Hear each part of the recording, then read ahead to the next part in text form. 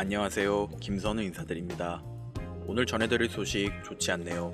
글로벌 가상자산 정보 플랫폼 코인마켓캡에 따르면 비트코인은 현재 2.4%의 하락세를 보여주고 있으며 비트코인 거래소 보유량이 2022년 이후 최저 수준으로 감소했다고 합니다. 이는 ETF 등 기관 투자자 수요가 증가하면서 공급 쇼크를 초래할 가능성을 시사한다고 하죠. 그 여파로 다른 알트코인들 역시 하락했는데 리플 또한 그 폭풍을 피하지 못하고 하락세를 보여주고 있죠. 상승장 뒤에 조정이 나오는 건 자연스러운 흐름이고 오히려 건강한 조정이라고 생각하며 스스로를 위로하고 있었습니다. 좋은 정보는 없을까 싶어 여러 관련 기사를 찾아보던 중에 뭔가 이상한 점을 발견했습니다. 리플의 최근 24시간 거래량이 급등을 하고 있는 거예요. 리플은 거래량이 오늘만 무려 26% 상승하고 있다는 겁니다.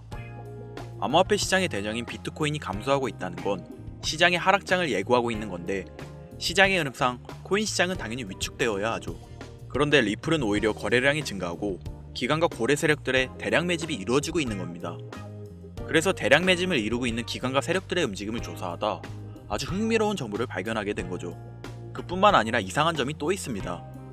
저는 평소 리플 관련 뉴스를 매일 찾아보고 있는데 이상하다 느껴질 만큼 아무 소식이 없다는 거죠.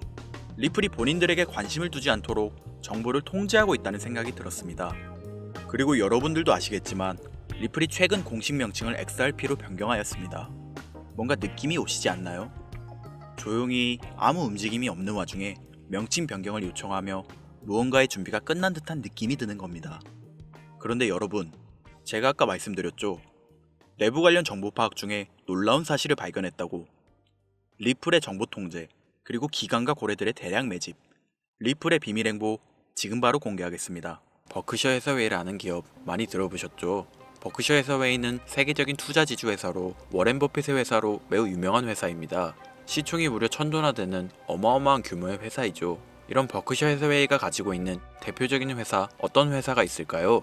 그 중 하나가 바로 아메리칸 익스프레스입니다. 아실 분들은 아시겠지만 아메리칸 익스프레스는 신용카드사와 은행업을 중심으로 한 미국에서 가장 큰 규모의 회사 중 하나이자 금융업의 대표 주자이죠. 그리고 특징은 아메리칸 익스프레스는 워렌 버핏의 버크셔 해서웨이가 최대 주주로서 무려 20%가 넘는 지분을 보유하고 있죠. 쉽게 생각하면 워렌 버핏의 회사인 버크셔 해서웨이가 아메리칸 익스프레스를 소유하고 있다라고 생각하면 되겠죠. 또한 뱅가드 그룹이 6.3%, 블랙록이 6.1%를 보유하고 있는 전망이 좋은 기업이라는 겁니다. 이런 아메리칸 익스프레스는 리플의 핵심 파트너입니다.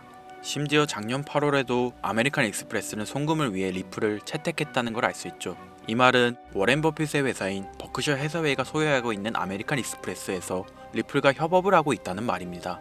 워렌 버핏과 리플이 밀접한 관계가 있다는 뜻 아닐까요? 리플은 기본적으로 스위프트 때문에 만들어진 코인이죠. 여기서 스위프트가 무엇이냐? 스위프트는 서로 다른 국가에서 무역을 할 때 사용되는 화폐가 다르기에 기준을 만들어서 국제 무역을 진행하는 것이 스위프트입니다. 하지만 여기서 발생하는 수수료가 무려 20%나 되죠. 즉 너무 비싼 금액이죠. 그래서 이런 문제를 해결하고자 만들어진 것이 바로 리플 코인이라는 겁니다. 또한 리플은 ODL 시스템을 가지고 있어 단 몇 초 만에 전 세계 어디든 바로 송금을 할 수 있는 기술력 또한 보유하고 있죠. 수수료와 속도, 이 두 가지를 모두 잡을 수 있다는 겁니다.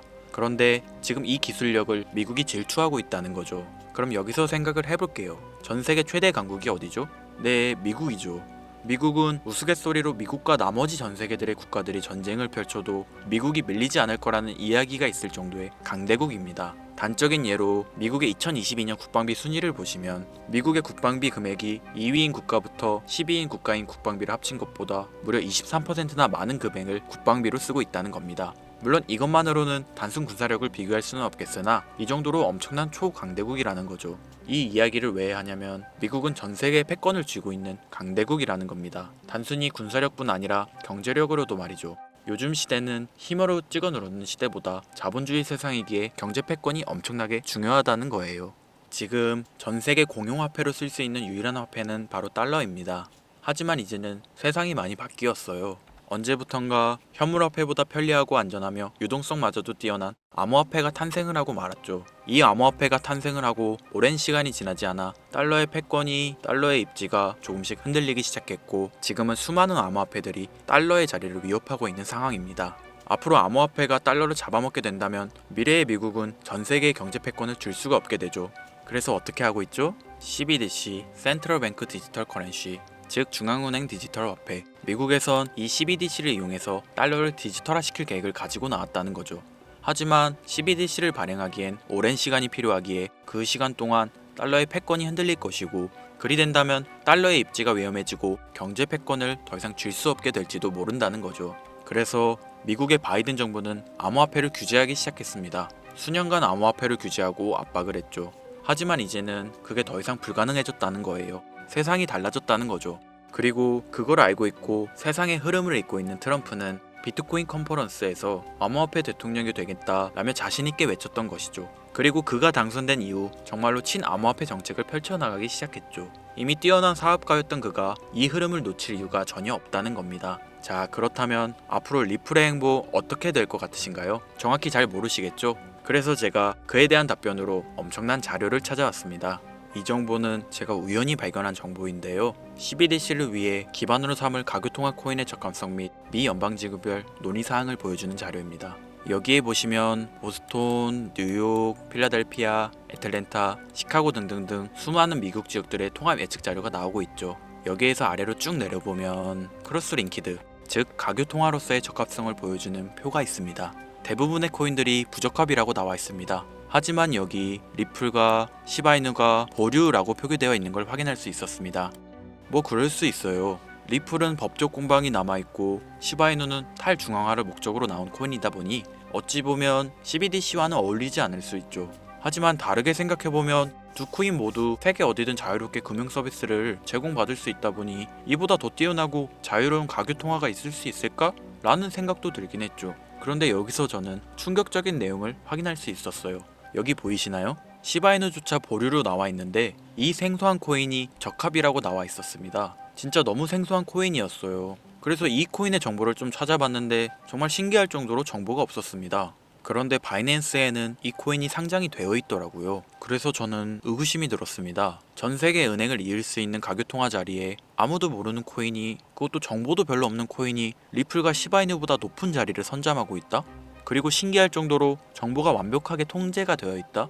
아무리 봐도 너무 이상해서 곰곰이 생각을 해보다 얼마 전에 있었던 미국 대선이 떠올라서 혹시 트럼프 당선에 이목이 쏠려 있을 때를 노려 4분기에 이 코인을 가교통화로서 밀어주려는 건가? 라는 생각이 확 들더라고요. 그래서 바로 국내 거래소 중 가장 거대한 거래소인 업비트를 확인해 봤는데 놀랍게도 올해 이미 상장이 되어 있었습니다. 그뿐이 아니었죠. 일본의 비트플라이어, 중국의 후오비, 미국의 코인베이스, 유럽의 비트스탬프, 인도의 와즈렉스, 두바이의 바이비트 등 전 세계에서 내놓아야 할 가상화폐 거래소에 모두 4분기 상장 예정인 코인으로 올라와 있었습니다.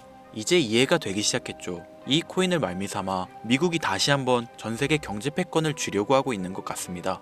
제가 그래서 이 코인을 구독자님들에게 공유해 드리려고 영상을 촬영해서 올렸는데 이게 유튜브 측에서 자체적으로 막아버리더라고요. 아무래도 미국 대선과 관련해 있는 코인이다 보니 유튜브 측에서 자체 필터링이 되는 것 같아요. 벌써 2번이나 경고 먹었어요. 한 번만 더 경고 먹으면 더 이상 구독자님들께 좋은 영상을 제공해 드릴 수가 없어서 어쩔 수 없이 상단부에 있는 제 개인 번호 010-8056-5800, 010-8056-5800 이 번호로 코인이라고 적어서 문자 보내주시는 분들에게 해당 코인 정보를 제공해 드리려고 합니다. 구독자님이신 걸 확인하는 즉시 해당 코인에 대한 정보 바로 제공해 드리도록 하겠습니다. 요즘 저를 사칭해서 정보를 팔아먹으려고 하는 악질업자들이 너무나도 많이 늘어나고 있습니다. 제보가 진짜 빗발치고 있어요. 다시 한번 말씀드리지만 저는 절대로 금전을 요구하거나 멤버십 가입 유도 및 개인정보 등을 요청하지 않습니다. 그런 사칭범들이 워낙 많아 문자 보내주시는 분들 한 분 한 분 제 구독자님이신지 확인 후 공유해드리다 보니 약간의 시간이 소요가 된다는 점 다시 한번 양해 부탁드립니다. 저는 많은 거 안 바래요. 오로지 제 채널을 키우기 위해서 제 영상을 보시고 제 채널 구독, 좋아요, 알림 설정 그리고 댓글 정도 남겨주시면 저는 그걸로 만족합니다. 그러니 이것 외에 요청하는 게 있다면 제가 아니라 사칭이니 조심하세요. 앞으로 더 좋은 영상, 더욱 도움이 되는 정보로 다시 찾아뵙겠습니다. 오늘 하루도 고생하셨습니다. 김선우입니다. 감사합니다.